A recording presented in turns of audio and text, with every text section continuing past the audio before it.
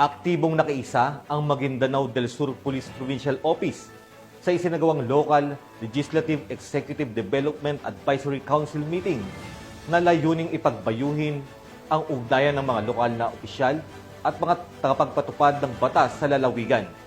Yan ang balitang hatid ni Patrolwoman Angela Bandarlipe. Nakiisang mga personahe ng Maguindanao del Sur Police Provincial Office sa isinagawang Local Legislative Executive Development Advisory Councils para sa isang mahalagang organizational meeting na ginanap sa Dato Angal Midtimbang, Maguindanao del Sur nito lamang ikapito ng Oktubre taong kasalukuyan.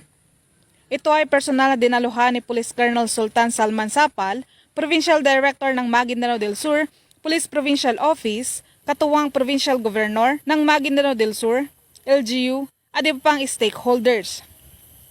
Tinalakay sa pagpupulong ang mga pangunahing prioridad tulad ng infrastructure development, economic growth, social welfare, and environmental sustainability.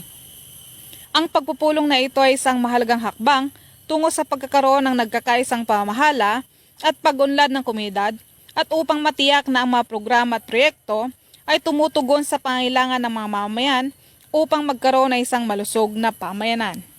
Mula rito sa Police Provincial Office ng Maguindanao del Sur, ako ang iyong PNN Correspondent, Patrolwoman Angela Bandarlipe, alagad ng batas, tagataguyod ng Balitang Pulis.